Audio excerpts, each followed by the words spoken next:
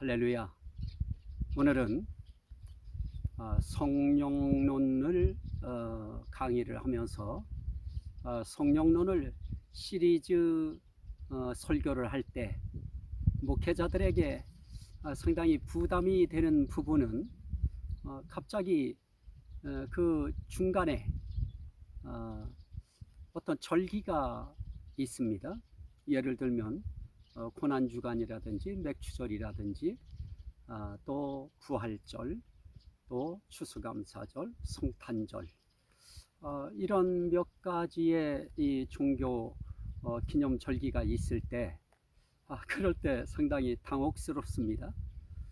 저는 그런 면에 있어서 제가 올 연초부터 교회에서 성령론을 설교를 계속했습니다.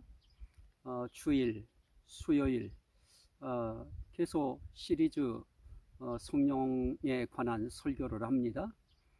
그러다가 고난주간이 닥쳐왔을 때 상당히 고민이 됐습니다.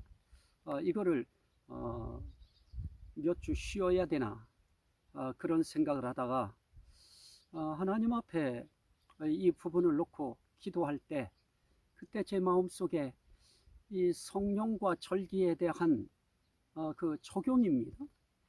어떻게 이걸 적용할 것인가에 대한 말씀이 가슴에 들어오기 시작했습니다. 그래서 저는 그동안 예수님이 십자가에 달려 고난당하시는 고난주간 설교에도 십자가의 고난과 성령이라고 하는 말씀을 증거했고요. 또 부활주일 때에도 성령과 부활에 관하여 적용해서 말씀을 전했습니다. 그러다 보니까 이 승천에 관한 것이 있습니다. 이 승천이라고 하는 이 부분도 예수님에 대한 그 일대기, 그 구속사죠. 구속의 사역을 하시는 그 과정 속에 이 승천하시는 이 사건도 굉장히 중요한 사건입니다. 그런 의미에서 이거를 어떻게 할 것인가 하는 고민이 들었습니다. 그래서 목회자들은 하나님 앞에 기도하는 도리밖에 더 있습니까? 막막하기만 했던 것들이 베일이 하나씩 벗겨지듯이 그런 어떤 글쎄요, 깜깜했던 것이 서서히 빛이 비치는 그런 느낌 정도라고 할까요? 그래서 오늘 예수 그리스도의 승천과 성령이라고 하는 그런 내용을 가지고 오늘 또 말씀을 나누도록 하겠습니다. 좀 여러분들이 제가 좀 설명이 부족하고 좀 여러분들이 듣기에 조금 많이 결핍되었을 겁니다. 그거 여러분들이 넓은 아량을 가지시고 이 말씀을 함께 공감할 수 있었으면 좋겠다 하는 그런 희망과 기대감이 있습니다. 자, 저는 오늘 이 말씀을 사도행전 1장 1절부터 2절 말씀에 데오빌로요 그렇게 기자가 말하면서 내가 먼저 쓴 글에는 무릇 예수께서 행하시며 가르치시기를 시작하심부터 그가 택하신 사도들에게 성령으로 명하시고 승천하신 날까지의 일을 기록하였노라 그럽니다. 자, 여기에서 사도들에게 명하시고 승천하신 날까지의 일을 기록하였노라. 좀 듣기에 따라서는 이것을 차로 재듯이 의미를 잘라서 이야기하면 의미가 연결이 안 된다고 생각할 수도 있을 것입니다. 하지만 예수님께서 사도들에게 명하신다고 했을 때에 물론 저는 가르치시기를 시작하심부터 저는 거기서부터 말씀드리지는 않을 것입니다. 그가 택하신 사도들에게 성령으로 명하시고 승천하신 바로 그 부분에서 말씀드리려고 합니다. 자, 그러면 오늘 말씀에서 우리가 볼 수 있는 것처럼 대체 사도들에게 명하시고 승천하신 그 명하심이 대체 어떤 명하심인가 하는 것을 우리는 생각해야 합니다. 사도행전 1장 4절로 5절 말씀의 내용에 보면 사도와 함께 모이사 그들에게 분부하여 이르시되 그럽니다.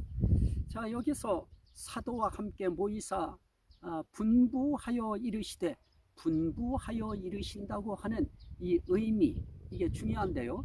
분부하여 이르시는 것이 결국 다른 말로 간단하게 말하면 명하시는 것입니다. 그런데 분부하여 이르실 때, 분부하여 명하실 때 어떻게 무엇으로 명하십니까? 분명히 예수님은 자신의 말로 명하셨습니다. 자신의 목소리로 명하셨습니다. 그런데 성경은 이렇게 그 사건을 해석합니다. 택하신 사도들에게 성령으로 명하시고 사도들에게 분부하여 이르실 때 그의 목소리로 분부하여 이르셨습니다. 그러나 성령으로 분부하여 이르시는 것입니다. 이것을 우리가 분명하게 우리가 알아야 될 것입니다. 예수님이 말씀하신 모든 것들은 예수님이 그냥 목소리로 말씀하신 것이 아닙니다. 예수님이 말씀하신 모든 것들은 성령으로 말씀하시고 성령으로 명하신 것입니다. 여러분들, 이것이 중요합니다. 자, 그러면 오늘 그 내용이 무엇일까요? 무엇을 성령으로 명하셨을까요? 예루살렘을 떠나지 말고 내게 들은 바 아버지의 약속하신 것을 기다리라. 이렇게 말씀합니다. 내게 들은 바 아버지의 약속하신 것을 기다리라. 그러면서 그것이 무엇이냐? 요한은 물로 세례를 베풀었으나 너희는 몇 날이 못되어 성령으로 세례를 받으리라. 그럽니다. 자, 우리 예수님께서 말씀하실 때 너희는 몇 날이 못되어 성령으로 세례를 받아야 되니 그 성령의 세례를 받을 수 있도록 내게 들은 바 아버지의 약속하신 것을 기다리라. 그러면 아버지께서 약속하신 것이 무엇입니까? 성령으로 세례를 받을 것이라고 하는 약속인 것입니다. 자, 그러면서 이렇게 사도행전 1장 8절에 말씀합니다. 오직 성령이 너희에게 임하시면 너희가 권능을 받고 예루살렘과 온 유대와 사마리아와 땅끝까지 이르러 내 증인이 되리라 하시니라. 자, 여기서 예수님께서 성령으로 분부하여 명하신 말씀이 있습니다. 그건 다른 것이 아닙니다. 내게 들은 바 아버지의 약속하신 것을 기다리라고 하는 성령의 분부입니다. 성령의 명하심입니다. 그건 또 다른 말로 말하면 너희가 지금까지는 물로 세례를 받았지만은 이제 성령으로 세례를 받아야 된다 하는 것입니다. 너희는 물로 세례 받은 것으로 끝나지 말고 성령으로 세례 받는 일까지도 해야 한다 하는 것입니다. 자, 여기에서 오늘 우리가 살아가면서 자, 이 성령론에 대한 구분을 지으려고 할 때에 상당히 많은 논란점이 있습니다. 자, 우리는 세례를 물로 받는 것과 성령으로 세례를 받는 것 사이에 차이점이 없다 하는 사람들도 있습니다. 자, 그냥 저는 그냥 이렇게만 말씀드리겠습니다. 왜냐하면 그건 많은 시간을 요해서 설명해야 되는 부분이기 때문에 그렇습니다. 자, 물로 세례를 받으나 성령으로 세례를 받으나 똑같다고 하면 예수님께서 굳이 왜 성령으로 세례를 받으리라 이 말씀을 왜 하셨겠습니까? 우리는 물로 세례를 받는 그것은 주는 그리스도시요 살아계신 하나님의 아들이십니다 라고 하는 신앙의 고백, 또는 예수님은 나의 목자이십니다, 그리고 나는 예수님의 목자 되신 예수님의 양입니다 하는 것도 신앙 고백입니다. 또 예수님께서 말씀하셨듯이 나는 생명이요 부활이라고 말씀하실 때 예수님이 말씀하신 그 내용 그대로 신앙 고백할 수도 있습니다. 나는 예수님이 생명이심을 믿습니다. 그리고 부활이심을 믿습니다.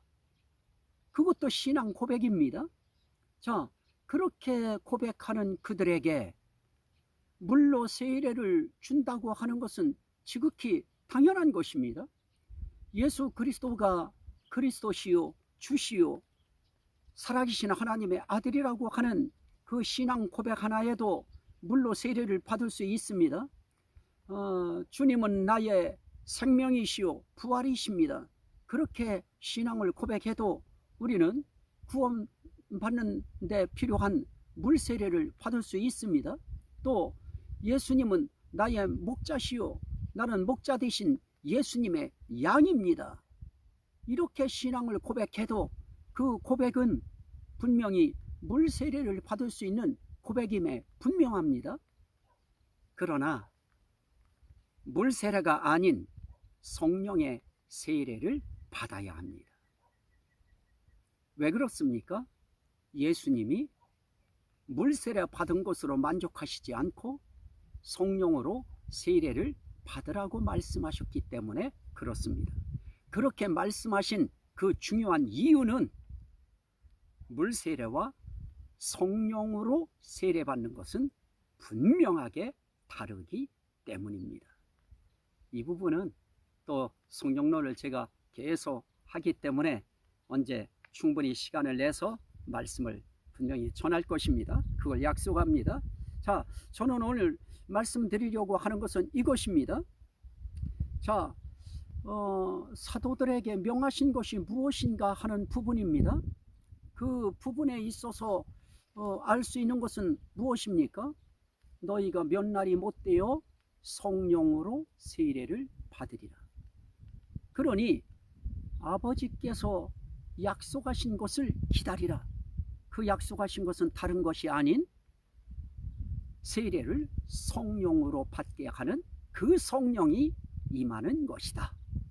그 성령 받아야 한다. 그 뜻입니다.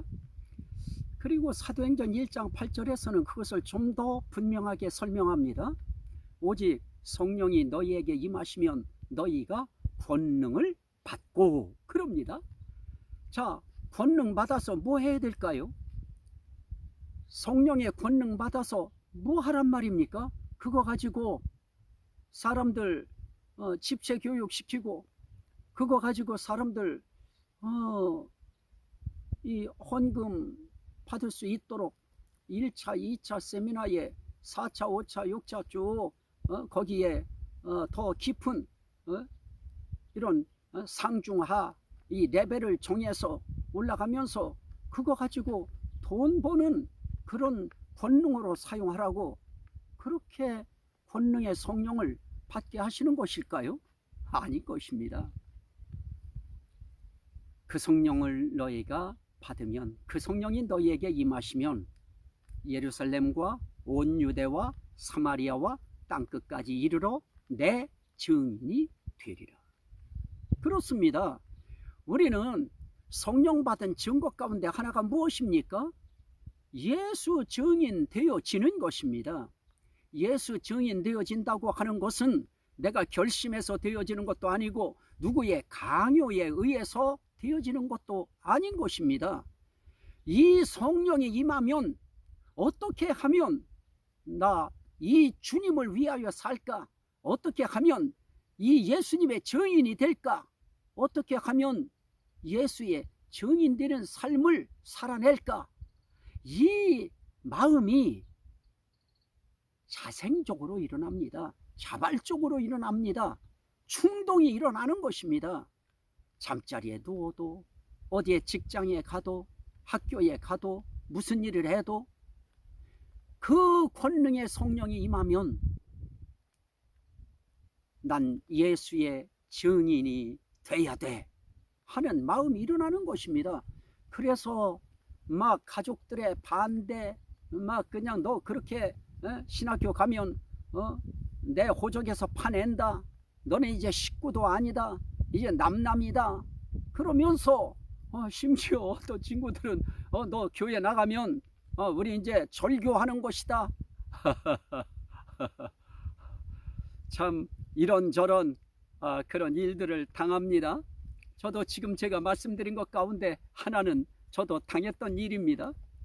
자, 오늘 우리가 이런 상황에 있어도 성령 받으면 그러면 어떤 생각이 들어지느냐, 어떻게 내가 이 예수님을 증거해서 그 사람들도 나처럼 예수 믿게 하지 하는 마음이 내 가슴속에 일렁이는 것입니다. 아마 그래서 많은 목사님들이 신학을 지원하실 때 그러한 충동, 그러한 뜨거운 마음, 그것 때문에 신학에 지원을 하시고 신학교에 들어오셨을 것입니다. 내 증인이 되리라. 자, 예수 증인 되기 위해 우린 반드시 이 성령으로 세례를 받아야 됩니다. 그러면 그 권능의 성령이 임한 것입니다. 권능의 성령이 임했다고 하는 것과 성령으로 세례를 받는다고 하는 말은 어떤 면에선 같은 의미인 것입니다. 자, 이것도 역시 예수 그리스도께서 사도들에게 분부한 내용입니다. 자, 그리고 누가복음 24장 49절 이하의 말씀을 봅니다. 이것도 예수님께서 마지막 시점에서 하시는 말씀입니다. 지금 하신 이 말씀도 사도행전 1장의 4절 또 5절 또 8절 이렇게 하신 그 모든 말씀 후에 예수 그리스도께서 하늘로 올려지십니다. 그래서 이 성령과 예수의 승천, 이건 굉장히 밀접한 문제입니다. 예수의 승천을 이야기하기 전에 그냥 예수의 승천만 이야기해서는 안 되는 것입니다. 반드시 이 사도들에게 명하시는 이 권능의 성령 받아야 된다, 아버지의 약속하신 성령으로 세례를 받아야 된다, 이 내용이 빠져버리면 그냥 예수님은 승천하셨습니다, 이것은 의미가 약해집니다. 반드시 이 성령에 관한 이 메시지와 이 승천이 연결되어질 때 그때 그 승천의 의미가 상당히 강화되어질 수 있는 것입니다. 자, 누가복음 24장 49절 이하에 보면 볼지어다 내가 아버지께서 약속하신 것을 너희에게 보내리니, 아버지께서 약속하신 것을 보내기 위하여 예수님께서는 반드시 하나님의 나라에 올라가셔야 되기 때문에 하늘나라로 가셔야 됩니다. 승천하셔야 되는 것입니다. 거기에 승천하시는 이유 가운데 한 가지가 있습니다. 그게 무엇입니까? 내 아버지께서 약속하신 것을 내가 너희에게 보내리니, 내가 너희에게 보내려면 어떻게 해야 되느냐? 내가 올라가야 된다는 것입니다. 그 의미입니다. 자, 다시 또 봅니다. 내가 아버지께서 약속하신 것을 너희에게 보내리니 너희는 위로부터 능력으로 입히울 때까지, 이게 중요한 것입니다.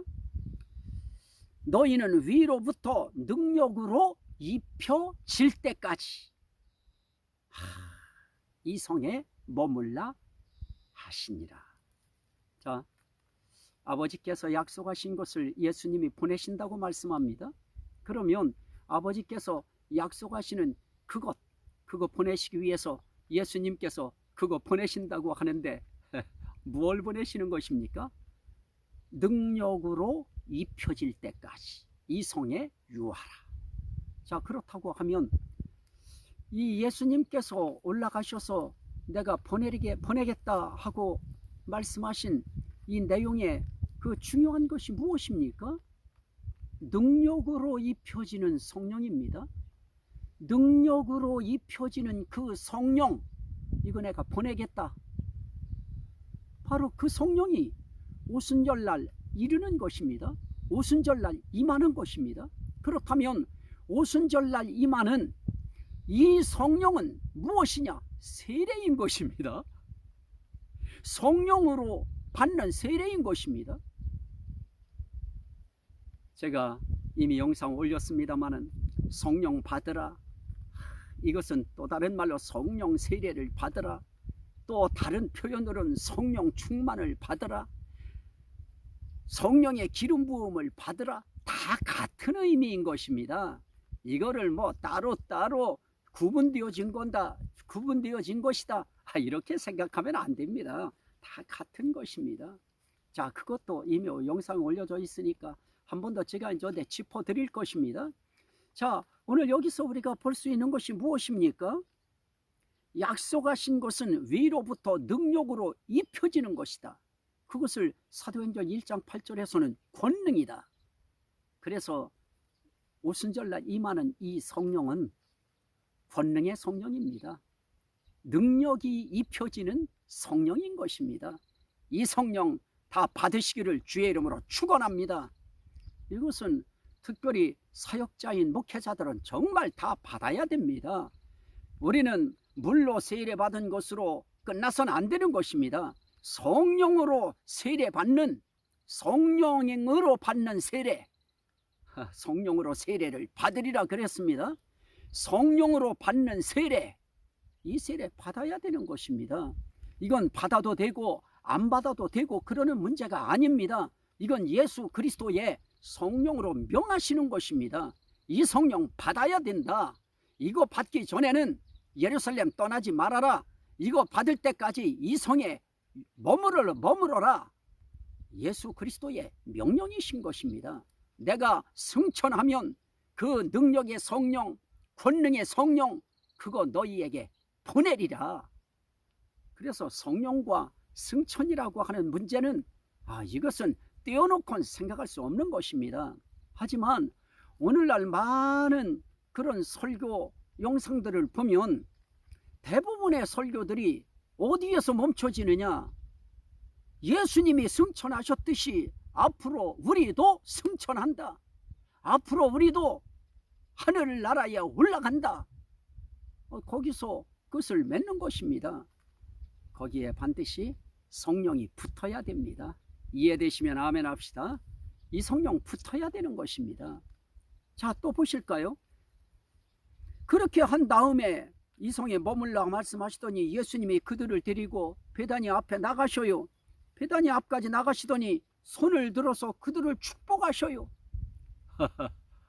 그래서 손을 들어서 축복한다고 하는 거, 목사님들이 그냥 뭐 서서 차려 타고 축도하면 되지 뭘 그렇게 손을 들고 폼을 잡고 그렇게 축도하느냐, 혹여 그렇게 생각하시는 분들이 계실지 모르겠습니다만은 우린 예수님의 본을 흉내내는 것입니다. 예수 그리스도께서 손을 들고 축복하셨기 때문에 축복 기도할 때 손을 들고 하는 것입니다. 그래서 그런 부분들에는 많은 오해가 없었으면 좋겠고요. 그래서 목회자들이 축도할 때 축복 기도가 축도죠, 줄임말이. 그래서 축도할 때 두 손을 들고 합니다. 물론 한 손 들고 해도 됩니다. 그리고 손 들고 하지 않아도 됩니다. 하지만 예수님께서 손을 들고 축복하셨기 때문에 우리도 예수님을 따라서 손을 들고 축복하는 것입니다. 자, 그러면서 축복하시니 축복하실 때에 그들을 떠나 하늘로 올려지시니, 그럽니다. 결국은 내게 들은 바 아버지의 약속하신 거 다시 말씀드리면, 내가 가면 너희에게 아버지께서 약속하신 것을 보내겠다. 그것은 무엇이냐? 너희에게 위로부터 능력으로 입혀질 때까지 이 성에 머물라. 유하라. 그거 예수님이 명하시고 축복기도 하신 다음에 승천하신 것입니다. 하늘나라에 오르신 것입니다. 자, 그래서 우리는 승천과 이 성령이라고 하는 이 문제는 상당히 중요하다 하는 것입니다. 또 마가복음 16장 15절로 20절 말씀에 보면 너희는 온 천하에 다니며 만민에게 복음을 전파하라 그럽니다. 그러면서 믿고 세례를 받는 사람은 구원을 얻을 것이요 믿지 않는 사람은 정죄를 받으리라 그럽니다. 그러면서 17절 중요합니다. 믿는 자들에게는 이런 표적이 따르리니 곧 그들이 내 이름으로 귀신을 쫓아내며 새 방언을 말하며 뱀을 집어 올리며 무슨 독을 마실지라도 해를 받지 아니하며 병든 사람에게 손을 얹은즉 나으리라 하시더라. 주 예수께서 말씀을 마치신 후에 하늘로 올려지사 하나님 우편에 앉으시니라. 자, 여기도 믿는 자들에게는 이런 표적이 따르리니. 자, 이제 예수님이 말씀하신 그런 능력으로 입혀지고 권능의 성령을 받으면 그때 나타나는 표적이 있습니다. 현상이 있습니다. 그게 무엇입니까? 내 이름으로 귀신을 쫓아내며 새 방언을 말하며 뱀을 집어 올리며. 이 뱀이요, 저는 뱀 끔찍해요. 그냥 아예 그 형상만 보기만 해도 싫어요. 그냥 그래서 저는 뭐 이렇게 뱀 보면 그쪽으로 지나가고 싶지도 않은데요. 어떤 사람들은 막 그냥 패 죽인다고 하는데요. 저는 뭐 법적으로 그걸 죽이게 돼 있지 않아서 안 하는 것이 아니고요. 그냥 흉측하고 싫어요. 그리고 그 의미를 아니까 기분도 안 좋고요. 그냥 그 의미가 뭐 그래서 뿐만이 아니라 저는 그냥 뱀이 흉측해서 싫습니다. 그런데 그 뱀을 집어 올리며 집어 올려야 될 상황에는 집어 올려야지요. 그런데 그게 그냥 저처럼 이런 마음 상태인 약한 사람들의, 심적으로 약한 사람들에게 그게 가능합니까? 하지만 그걸 집어 올리지 아니하면 아니 될 그런 상황이 오면 그거 집어 올릴 수 있는 그 담대함이, 능력이 입혀지고 권능의 성령이 임하면, 또 성령으로 세례를 받으면 성령 세례 받은 그 표적이, 그런 표적이 나타난다 하는 것입니다. 자, 예수 그리스도 그 사도들, 그들이 물세례 받았었습니다. 물세례 받은 그들이 예수님이 처참하게 자기들이 보는 그 앞에서 그렇게 십자가의 형을 받고 돌아가실 때 뭐 다 쫓아가지는 않았겠습니다마는 참 그런 상황을 목도한 그들이 볼 때 상당히 두려웠을 것입니다. 그들이 물세례를 받은 거 사실입니다. 그렇지만 물세례 받은 그것으로 그들은 안 됐습니다. 물세례를 받고 그들에게 우리 주님께서 그들에게 권능도 주셨습니다. 권능을 주셔서 귀신도 쫓아나게 하고요, 병도 고치는 권능을 주셨습니다. 약한 거 고치는 권능 주셨습니다. 하지만 그럼에도 불구하고 이 성령의 권능을 받지 아니하니까 어떤 현상이 생깁니까? 두려워서 문 잠그고 모여 있었습니다. 그들은 그들의 스승인 예수 그리스도가 잡혀서 처참하게 사형 집행을 당했을 때 뿔뿔이 흩어진 것만은 아닙니다. 그래도 거기에 함께 모여서 함께 자리를 같이 한 사도들이 있습니다. 그래도 그들은 그나마 대단한 겁니다.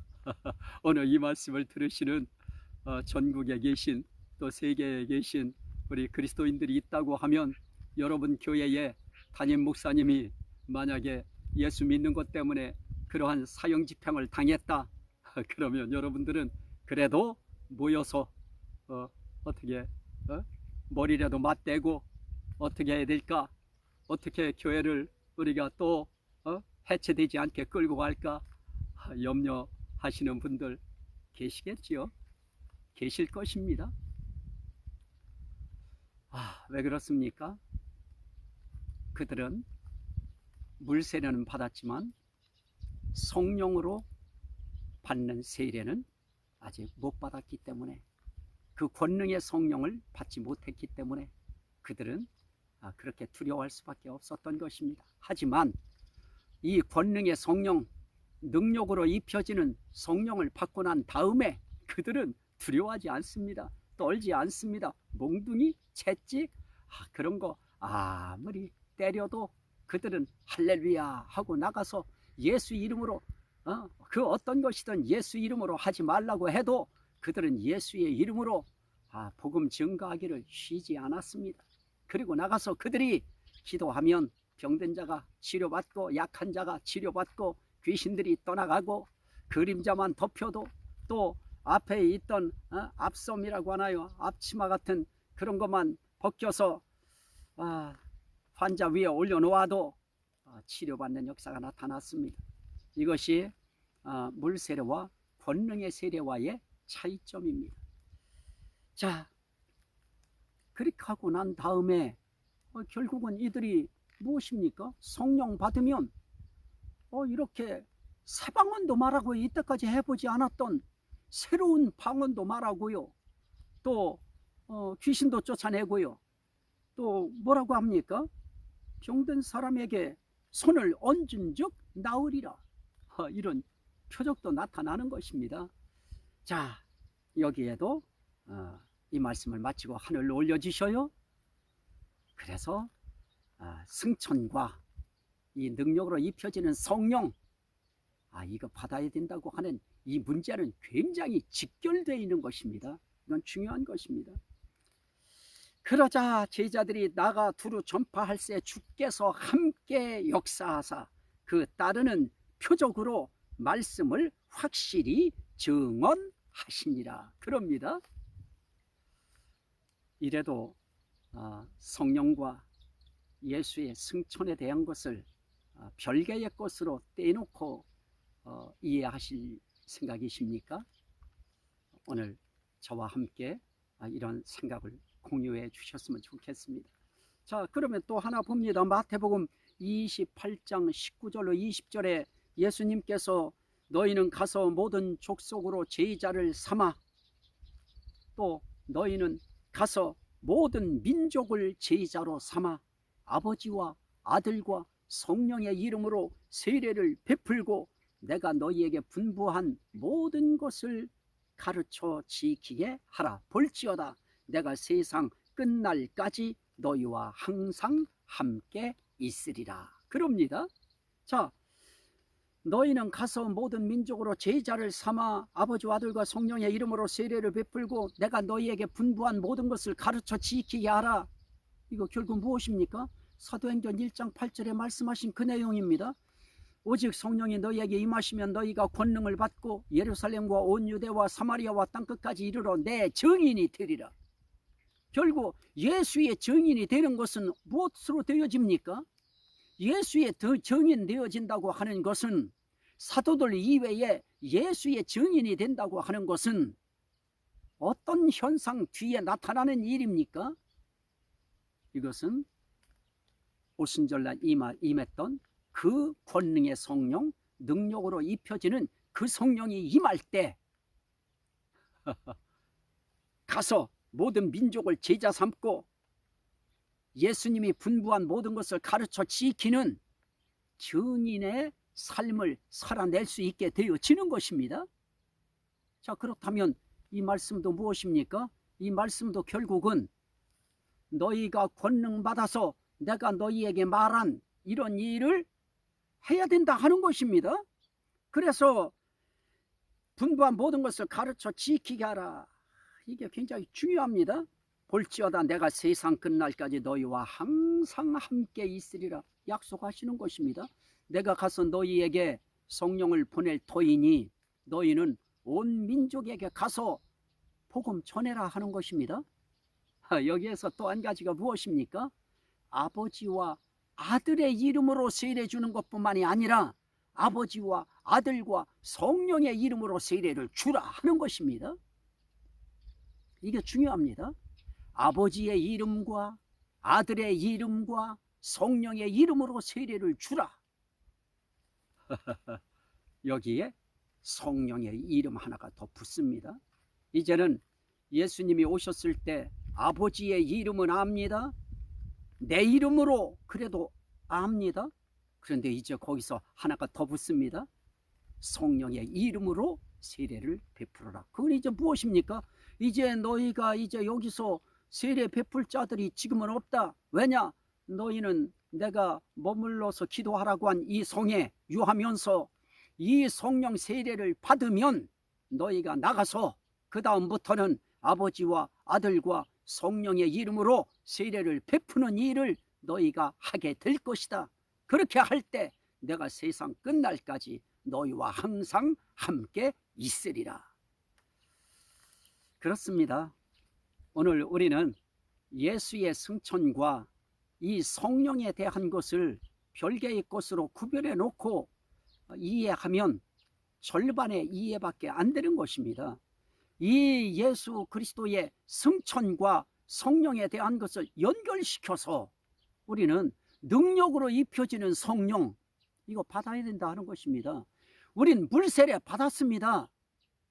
그거 받고 권능의 성령, 능력으로 입혀지는 오순절날 임한 성령, 그 성령 안 받아도 된다? 그것은 주님이 성령을 받으라고 말씀하신, 또 아버지께서 약속하신 것을 받으라고 말씀하신 이 명령에 이건 도전하는 것입니다. 반역하는 것입니다. 거역하는 것입니다. 불순종하는 것입니다.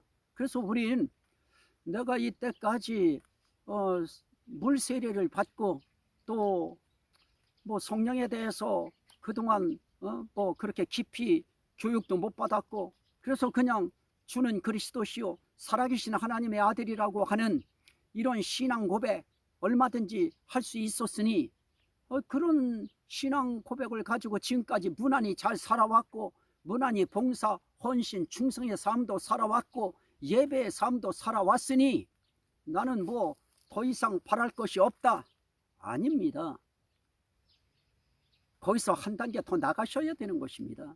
그게 무엇입니까? 성령으로 세례를 받으리라. 권능의 성령을 받아야 되는 것입니다. 능력으로 입혀질 때까지 능력으로 입혀지는 성령을 받아야 되는 것입니다. 오순절날 임했던 그 성령을 받아야 되는 것입니다. 그 권능의 성령이 임하면 능력 있는 예수 그리스도의 증인이 될 수 있습니다.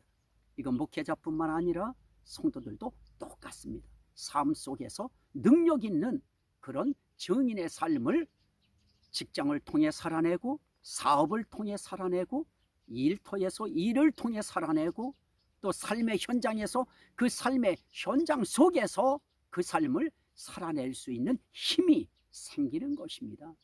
그래서 이 말씀을 듣고 이 말씀을 마치시고 사도행전 1장 9절에 보니까 그들이 보는 데서 올려져 가시니 그럽니다. 그리고 누가복음 24장 52절 53절 말씀에 보니까 이렇게 올려져 가시는 것을 그들이 본 다음에 어떻게 합니까? 그들이 그에게 경배하고 큰 기쁨으로 예루살렘에 돌아가 늘 성전에서 하나님을 찬송하니라. 여러분, 오늘 우리가 물세례만 받고 성령의 권능의 세례를 받지 않았다고 하면 권능의 세례를 받기 위하여 늘 성전에서 어떻게 됩니까? 기쁨으로 성전에 돌아가서, 기쁨으로 성전에 찾아가서, 기쁨으로 예배당에 찾아가서 어떻게 됩니까? 하나님 경배하고 기쁨으로 그 하나님 앞에 이 약속하신 성령 주시기를 기도해야 되는 것입니다. 기도해야 됩니다. 찬송해야 됩니다. 그러면 어떤 분들에겐 찬송하다가 이 권능의 성령이 임할 수 있습니다. 어떤 사람들은 기도하다가 능력으로 입혀지는 성령이 임할 수 있습니다. 어떤 사람들은 하나님 앞에 정말 사모하는 마음을 가지고 기도하고 집에 돌아가서 꿈 꿀 때 꿈속에 이 성령이 임하여 그것이 깨어나서까지도 계속 그 성령의 그 후속 나타남 현상이 일어나는 그런 경우들도 있는 것입니다. 저는 기도가 하고 싶어서 좀 어떻게 하면, 나는 기도를 할 줄 모르니까요, 교회 나갔을 때 할렐루야 할렐루야 할렐루야밖에 못했습니다. 어느 날 교회 가서 10시부터 12시까지 교회에 있다 왔는데요, 10시부터 아마 12시 사이로 제가 기억됩니다. 사이렌이 울리기 전까지. 그러다 어느 날 기도도 할 줄 모르니까 날마다 가서 그러고 있을 때 고민이 됐어요. 할렐루야 하고 나면 기도를 할 줄 모르니까 뭔 말을 해야 될지 모르겠어요. 그러다 어느 날 지혜가 떠올랐습니다. 주기도를 외우면 기도를 많이 할 수 있겠다. 그래서 간신히 외워가지고 첫 번째는 외우고 그전에는 신을 벗고 저 마루기 때문에 강계산까지 걸어 나가서 기도해야 됐습니다. 첫 번째는 외웠다고 생각될 때 강계상으로 걸어서 나가서 하는데, 하늘에 계신 우리 아버지여 하는데 잊어버렸습니다. 그래서 뒷말이 생각이 안 나요. 그래서 다시 집으로 다시 돌아갔습니다. 돌아가서 며칠째 다시 외워가지고 그날은 막 외우면서 막 왔습니다. 그리고 조심조심 신을 벗자마자 앞자리까지 가다 잊어버릴까봐 뒤에 바로 앉아서 무릎을 꿇고 하늘에 계신 우리 아버지여 그랬습니다. 그리고 나서 저를 잃어버렸습니다. 그리고 나서 몇 시간인지 모릅니다. 시계가 없었기 때문에 제가 시간이 몇 시간이 흘렀는지 모르는데, 정신이 딱 들었을 때에는 제 입에서 제가 그렇게 그리워하던, 남들의 입에서 정말 나오던, 내 귀로만 듣던 그 어떤 말들을 제가 하고 있는 것입니다. 그리고 제 마음속에서는 그 뭉게구름 피어오르듯이 북받치는 그 기쁨과 즐거움이 얼마나 크든지요. 그게 잠잘 때에도 그 현상이 나타났습니다. 그냥 빙그레 만면의 웃음이 빙그레 웃어지면서 너무너무 평안하고 평강이 넘치는, 희락이 넘치는 이 삶이 3개월 가더라고요. 어떤 멘토가 있어서 저를 지도해 줬으면 아마 더 길게 갔을 것입니다. 자, 이렇게 저는 기도하다가 아버지께서 약속하신 권능의 성령을 체험했습니다. 자, 여러분, 이 성령 체험하고 싶지 않으십니까? 반드시 예수님의 명령이고 아버지의 약속이기 때문에 우리 이 성령 체험해야 됩니다. 그럼 이제부터 어떻게 해야 될까요? 그 말씀을 들었던 백이 신문도들처럼 성에 들어가서 또 성전에 가서 하나님 찬송하는 것부터 시작하는 겁니다. 그게 예배 아니겠습니까? 찬송하다 기도하다 하나님 앞에 이 은혜가 임했던 것입니다. 오순절날 이 놀라운 은총이 예수의 성천의 은혜와 더불어서 여러분들에게 임하시기를 주의 이름으로 축원합니다. 아멘. 오늘 들은 바 이 말씀이 생명이 되고 구원이 되고 은혜가 되고 능력이 되고 복이 되고 치료가 되고 회복이 되고 반드시 하나님께 영광이 되게 하옵소서. 예수 그리스도 이름으로 기도하옵나이다. 아멘. 장시간 말씀 청취해 주셔서 감사합니다. 다음 시간에는 또 좋은 말씀, 생명의 말씀 또 가지고 여러분들과 만나도록 하겠습니다. 그동안 안녕히 계십시오.